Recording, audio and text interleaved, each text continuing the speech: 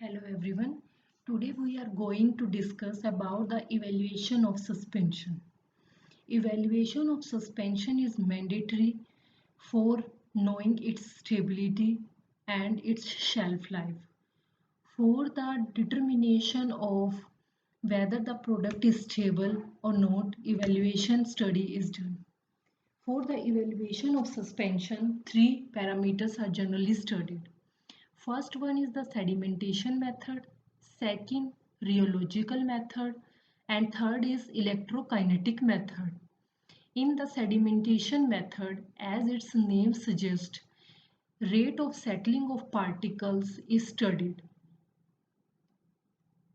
In the second rheological method, the rate of its movement, that is its viscosity related factors, are done.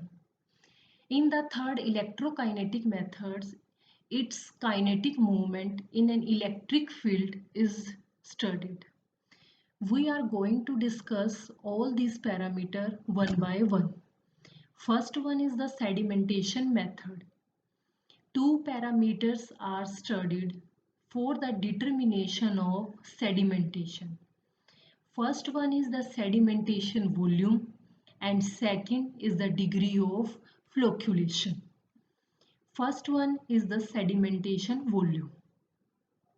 The suspension formulation, for example, that is of 50 ml, was poured separately into different measuring cylinders. Generally, 3 measuring cylinders are used for a single formulation. And then sedimentation volume was read after 1, 2, 3 and 7 days, and thereafter at weekly interval for 12 weeks. Triplicate results were obtained for each formulation and then sedimentation volume is calculated. Triplicate results are generally studied for the accuracy of the results. If we pour the product in a single container and then calculate or determine the result from that single container, single cylinder, then there is chances of false reading. So triplicate results give better results and give the average amount of result. From here the sedimentation volume is calculated. Sedimentation volume means how much amount of solid has been settled down, and the formula is F is equal to Vu upon V naught. Here F represents sedimentation volume, Vu represent ultimate height of the sediment, and V naught represent initial height of the total suspension. For example, in this case, initial height of the total suspension was 50 mm. So V naught value now becomes 50.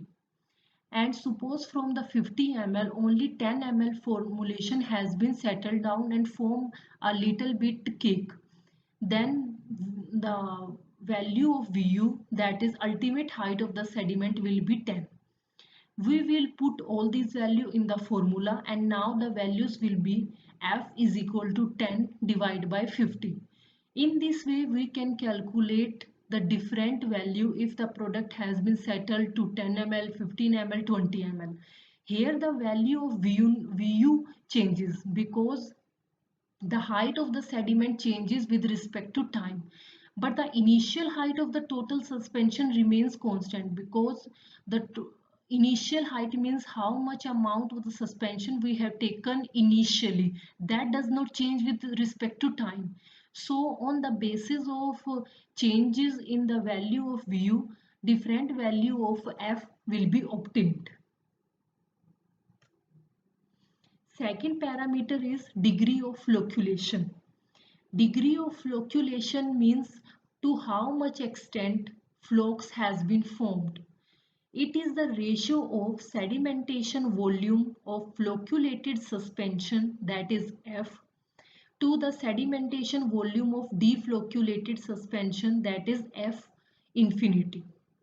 Degree of flocculation is represented by beta. So the equation is beta is equal to F divided by F infinity. Value of F can be changed by Vu upon V naught, And also the value of F infinitive can be changed by value of Vu upon V naught.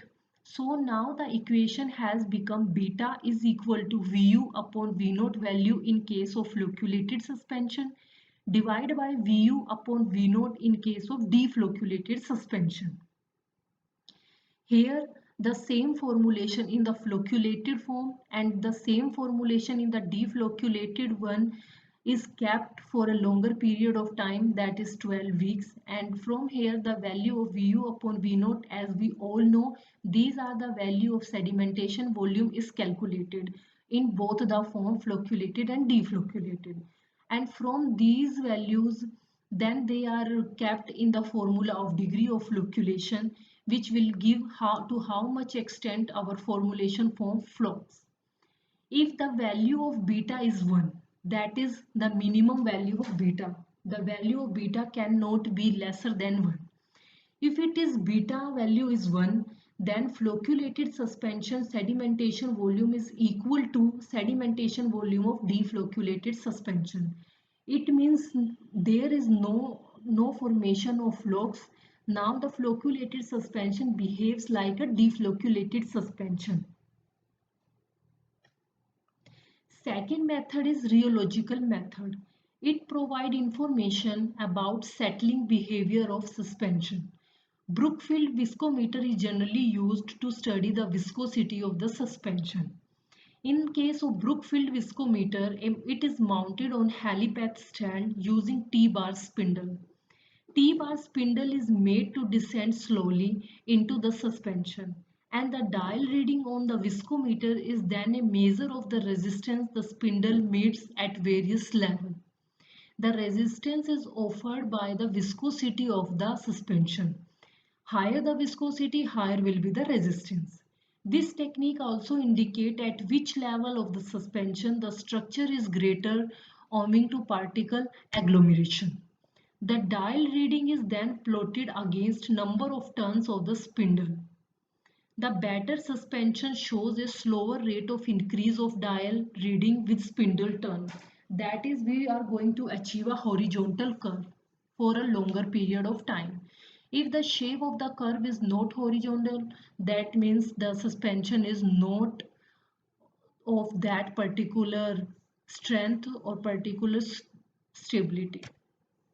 Last method is the electrokinetic method. In the electrokinetic method, zeta potential of the suspension is calculated.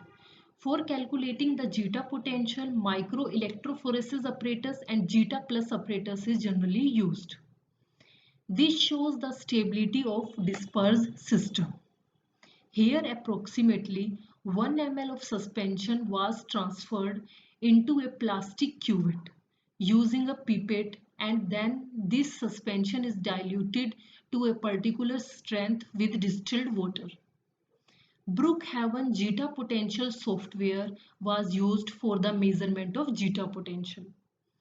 Parameters set to a temperature of 25 degrees Celsius, that is room temperature, and refractive index of 1.33 value. Then zeta potential of the formulation was determined on the day 0. It means on the same day when the formulation has been prepared, on the 7th day, on the 14th, 21, and lastly on the 28th day of the formulation has been made. In this way, the zeta potential value of the formulation can be calculated. These were the all three parameters for determining the stability of suspension.